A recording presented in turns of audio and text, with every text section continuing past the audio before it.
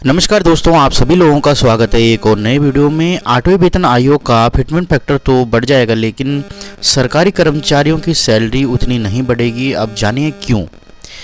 यह गलत धारणा है कि अगर 8वें वेतन आयोग में फिटमेंट फैक्टर 2.86 होता है तो वेतन और पेंशन में उतनी ही गुना बढ़ोतरी होगी। असल में फिटमेंट फैक्टर सिर्फ बेसिक सैलरी पर लागू होता है, ना कि ग्रॉस सैलरी पर।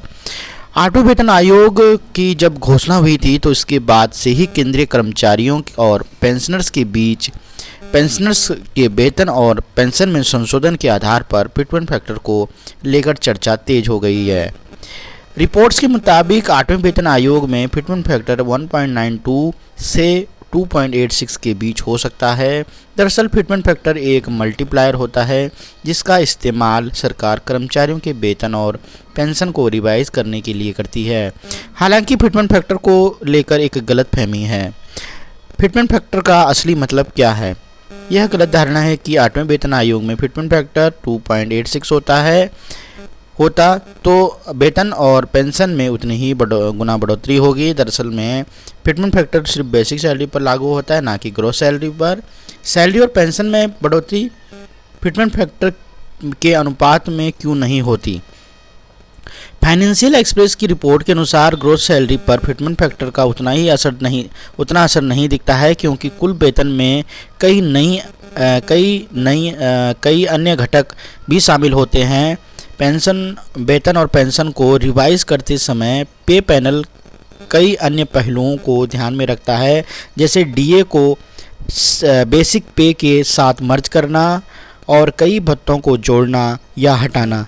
इससे यह सुनिश्चित होता है कि फिटमेंट फैक्टर की गणना सिर्फ बेसिक पे पर लागू होगी। आसान भाषा में इसे ऐसे समझेंगे कि 7वें वेतन आयोग में फिटमेंट फैक्टर 2.57 था, जिससे बेसिक पे 7,000 रुपये बढ़कर 18,000 रुपये हो गया। लेकिन वास्तविक बढ़ोतरी की बात करें तो लेवल 1 से 3 के कर्मचारियों के वेतन और पेंशन में औसतन 15% की बढ़ोतरी हुई। हालांकि लेवल 4 से 10 के कर्मचारियों को इससे ज़्यादा बढ़ोतरी मिली। वहीं 6वें वेतन आयोग में फिटमेंट फैक्टर 1.86 था, लेकिन वेतन और पेंशन में 54% की बढ़ोतरी हुई। इससे साफ है कि फिटमेंट फैक्टर ज़्यादा होने का मतलब यह नहीं है कि कुल वेतन में उतनी ही बढ़ोतरी होगी। पिछले वेतन आयोग में वास्तविक वेतन वृद्धि।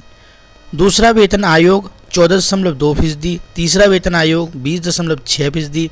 अगर चौथा वेतन आयोग की बात करें तो 27.6%। पाँचवें वेतन आयोग की बात करें 31.0%। छठा वेतन आयोग 54%। सातवां वेतन आयोग 14%।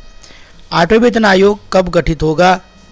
अब जब 8वें वेतन आयोग के गठन की तारीख नज़दीक आ रही है तो सरकारी कर्मचारी और पेंशनर्स इस बीच एक अच्छी वेतन वृद्धि की उम्मीद कर रहे हैं, ताकि वे एक सम्मानजनक और गरिमापूर्ण जीवन जी सकें।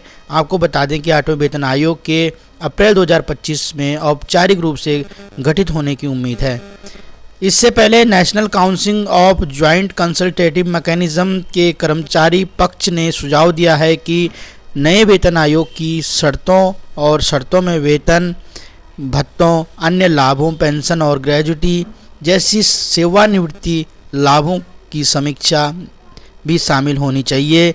और अब यह देखना बाकी है कि 8वें वेतन आयोग सरकारी कर्मचारियों की उम्मीद पर कितना खरा उतरता है। दोस्तों, ये थी कुछ वीडियो। अगर आपको वीडियो पसंद आई हो प्लीज़ लाइक करना, शेयर करना, चैनल को सब्सक्राइब करना और अपने दोस्तों के पास ज़रूर भेजना ये वीडियो जो अभी इस न्यूज़ को देख रहे हैं या सर्च कर रहे हैं या फिर वो इस न्यूज़ से रिलेट करते हैं। वीडियो देखने के लिए बहुत बहुत धन्यवाद।